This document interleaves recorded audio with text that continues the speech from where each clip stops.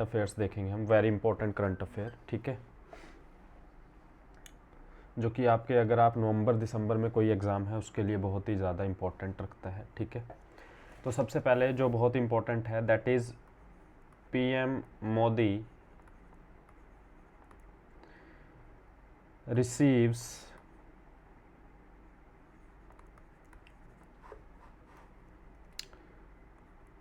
order of the Nile Award।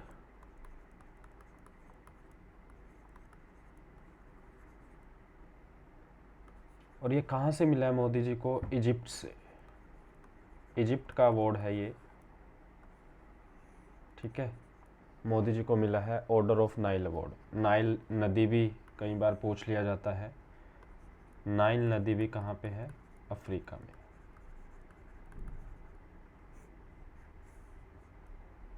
ठीक है। Longest river है नाइल, एंड लार्जेस्ट रिवर वो है अमेज़न। सो यहाँ से ये ज्योग्राफी के भी 2 क्वेश्चन कवर हो गए हमारे।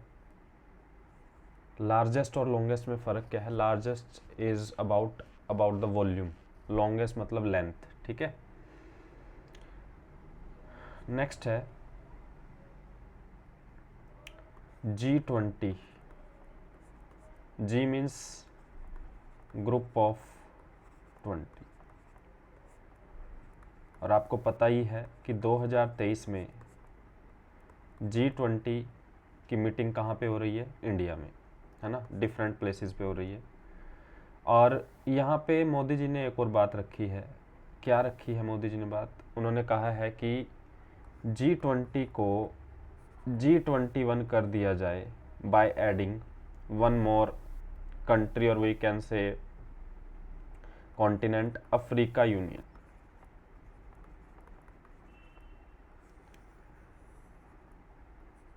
अब यहाँ पे क्वेश्चन काफ़ी सारे बन जाते हैं कि अफ्रीका यूनियन में कितनी कंट्रीज़ आती हैं?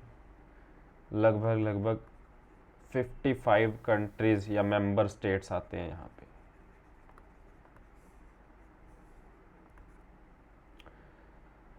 G20 के मेंबर्स कौन है, ये भी हमारे लिए इम्पोर्टेंट है बहुत ज़्यादा। G20 मीन्स नाम ही समझ आ रहा है कि 20 मेंबर्स होंगे इसमें, और वो 20 मेंबर्स में इंडिया भी है। हमें ध्यान रखने इम्पोर्टेंट नाम कुछ, चाइना भी है, आसपास के जो देश हैं हमारे, ठीक है, और रशिया भी है, ठीक है। और कौन से देश हैं? यूएसए, ठीक है। तो ये सभी कंट्रीज़ इसमें शामिल है, ठीक है। इवन प्लस एक और ध्यान रखना, यूरोपियन यूनियन,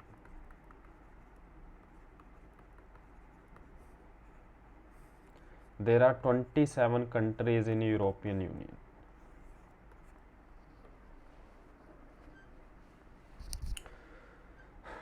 तो ये G20 की मीटिंग कहाँ पे हो रही है? इंडिया में।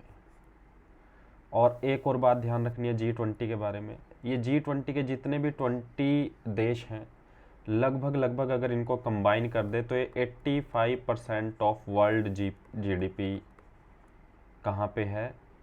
इन 20 देशों की ही। अगर पूरे विश्व की मैं जीडीपी कैलकुलेट करूँ ना, तो उसमें 85 जीडीपी किन की है? इन 20 नेशंस की। प्लस एक और बात हमें यहाँ पे याद रखनी है, यही वो देश हैं जो पूरे वर्ल्ड की, जिसके पास 2/3 पॉपुलेशन, यानी 2/3 पॉपुलेशन इन 20 देश में ही है सिर्फ, ठीक है। ये पॉइंट भी बड़ा इंपॉर्टेंट हो जाता है। अच्छा, इस G20 में गेस्ट के रूप में भी कई कंट्रीज आ रही हैं, हालांकि मेंबर नहीं है वो, लेकिन गेस्ट के रूप में आ रही हैं। स्पेशली ध्यान रखना बांग्लादेश,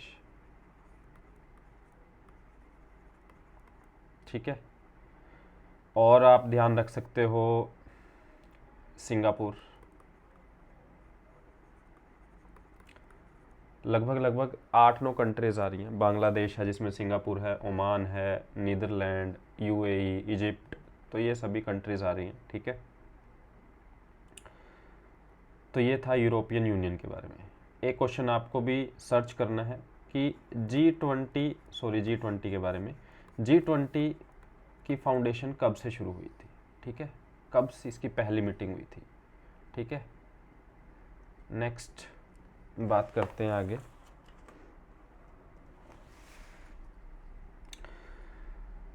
नेक्स्ट जो हमारा करंट अफेयर है वो भी बड़ा ही इंटरेस्टिंग करंट अफेयर है।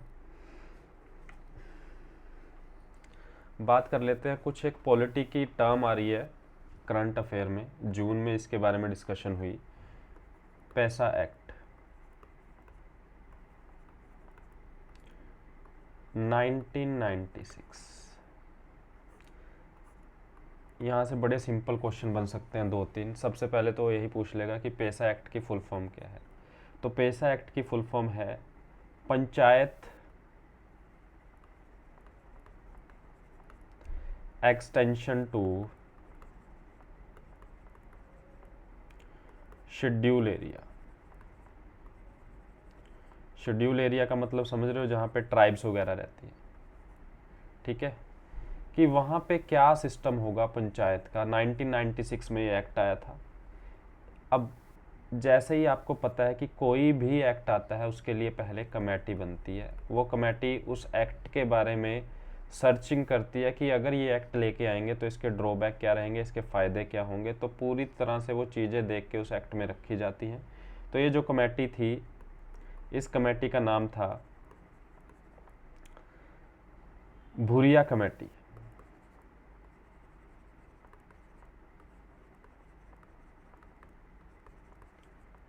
भूरिया कमेटी की रिकमेंडेशन पर क्या आया, ये एक्ट आया, पैसा एक्ट। अब ये कहाँ पे लागू होता है पैसा एक्ट, यानी कि जो भी ट्राइबल एरिया है, ट्राइबल एरिया कहाँ कहाँ पे रहते हैं, जहाँ पे भी ट्राइब्स होंगी, जैसे मध्य प्रदेश, झारखंड, यहाँ पे उनको थोड़े से विशेष अधिकार दिए जाते हैं कि वो अपने हिसाब से सेल्फ गवर्नमेंट, क्योंकि पंचायत का मतलब क्या होता है, सेल्फ गवर्नमेंट, तो वो अपने सिस्टम के अनुसार वहाँ की सेल्फ गवर्नमेंट को डिज़ाइन थोड़ा बहुत कर सकते हैं, ठीक है। तो हम कह सकते हैं इसका एम जो है, aims to empower tribal communities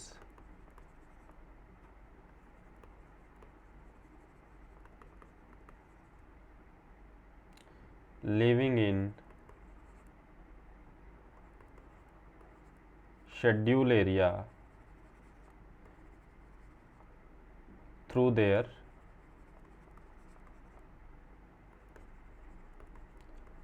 own system of self government, यानी अपने सिस्टम के अनुसार वो क्या कर सकते हैं, सेल्फ गवर्नमेंट चला सकते हैं।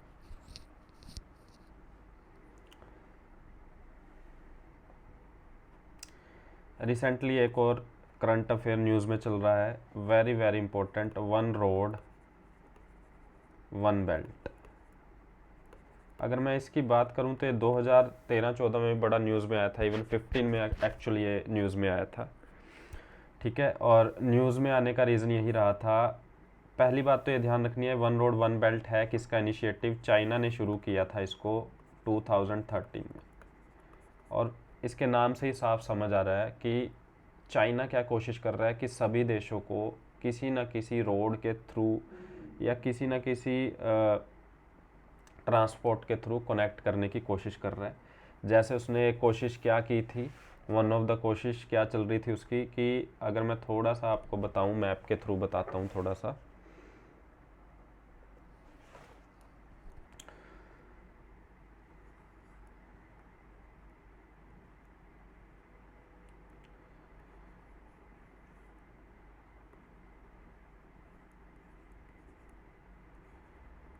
मैप थोड़ा सही नहीं बना, चलो कोई बात नहीं। एज वी नो कि ये पीओके है, और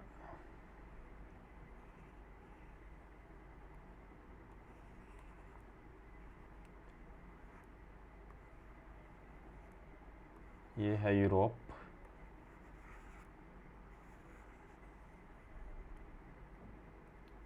ये है मेडिटेरियन सी, चाइना ने क्या किया था, यहाँ से एक रोड बना के, ताकि वो कहाँ से कनेक्ट हो सके, पाकिस्तान से होके, पाकिस्तान से होते हुए फिर थ्रू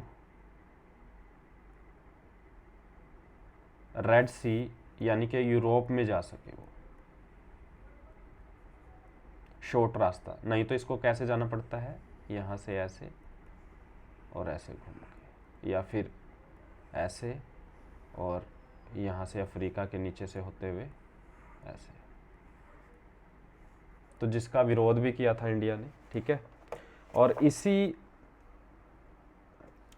इसी में चाइना क्या कर रहा है, वन रोड वन बेल्ट में।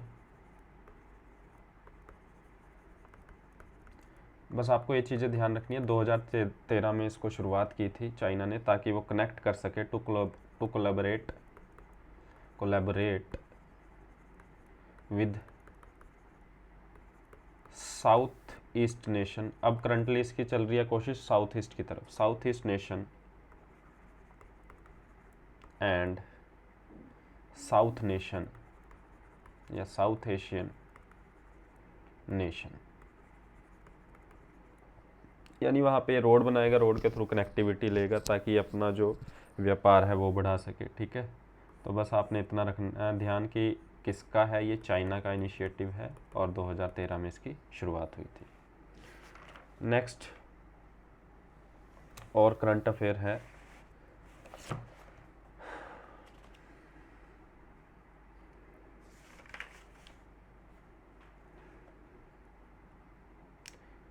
रिसेंटली एक एक्सरसाइज हुई है, वेरी इंपॉर्टेंट।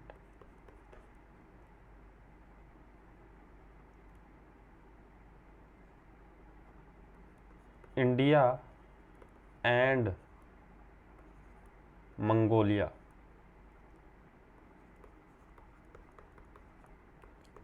ये ज्वाइंट एक्सरसाइज हुई है, ठीक है। देखो एक्सरसाइज कराने का मतलब ये होता है कि ये युद्ध अभ्यास होता है एक तरह से, ठीक है। मिलिट्री की हो जाती है, नेवी की कई बार हो जाती है, ठीक है, ताकि युद्ध के लिए सभी देशों की सेनाएं तैयार रहें। जब तक प्रैक्टिस नहीं करेंगे तैयार कैसे होंगे, अब युद्ध तो होते नहीं, ठीक है। तो उसके लिए जनरली क्या करते हैं, वेरियस कंट्रीज आपस में क्या करती हैं, ज्वाइंट एक्सरसाइज करती हैं फॉर मिलिट्री, नेवी एट्सेट्रा, ठीक है। तो यहाँ पे जो एक्सरसाइज का नाम है वो है एक्स खान एक्सरसाइज,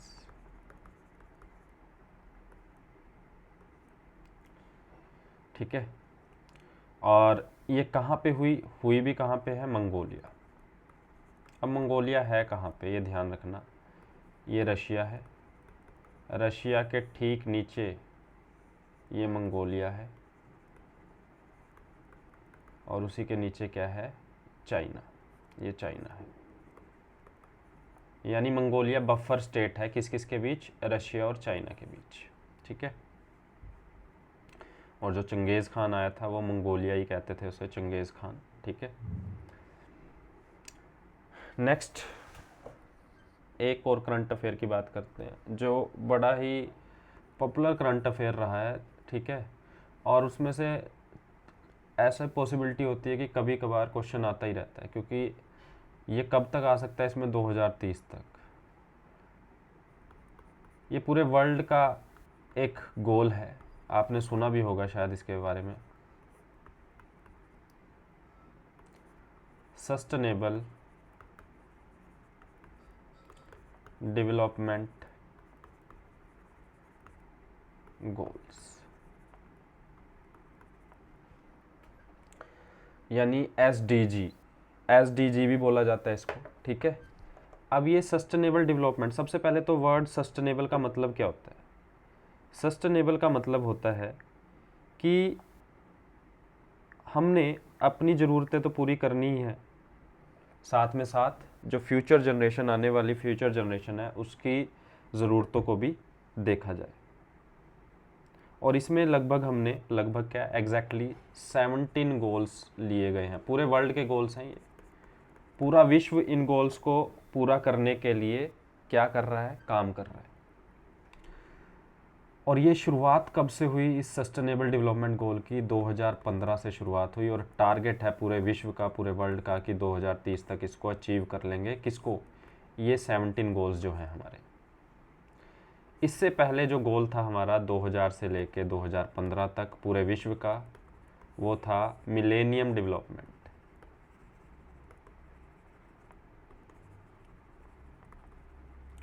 और 2015 में ये चेंज किस में हो गया?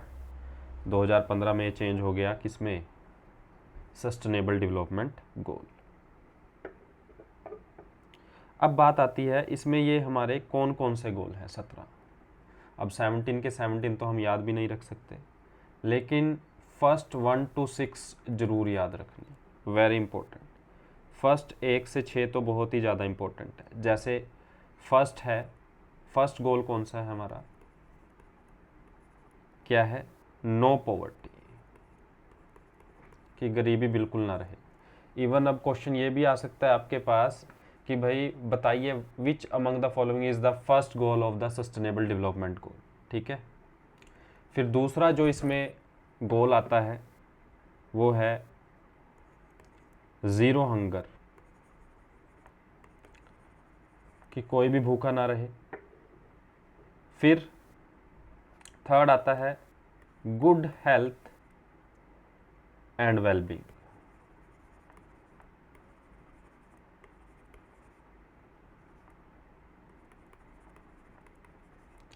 नेक्स्ट फोर्थ कौन सा आता है? Quality education.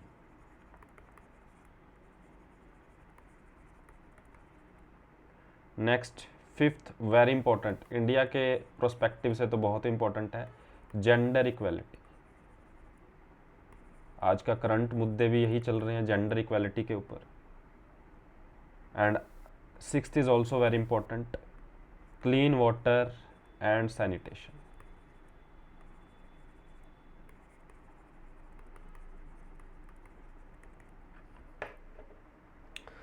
सो ये बड़ा ही इंपॉर्टेंट है। यहाँ इस वाले जो टॉपिक है ये सस्टेनेबल डेवलपमेंट गोल से बहुत बार क्वेश्चन आते रहते हैं, किसी ना किसी एग्ज़ाम में आ ही जाता है। तो हमें 6-7 शुरू के 6-7 हमें अपने गोल पता होने चाहिए। 17 गोल्स हैं टोटल, लेकिन उसमें से हमें पहले 6 तो खासकर याद रहने चाहिए। ठीक है। इसमें बहुत सारी चीज़ आ जाती हैं। वाटर, लाइफ बिलो वाटर भी है, लाइफ ऑन लैंड भी है एक गोल, कि जो लाइफ बिलो वाटर है उसका भी ध्यान रखना है। तो ये सभी चीज़ें हमें ध्यान रखनी है इसमें। ठीक है। तो आई होप आपको ये करंट अफेयर कुछ मैंने बड़े ही शॉर्ट ढंग से आपको कराए हैं, तो आई होप आपको समझ आए होंगे। ठीक है। और बहुत ही जल्द एक और वीडियो मैं करंट अफेयर्स पे लेके आऊँगा। ठीक है। So thank you.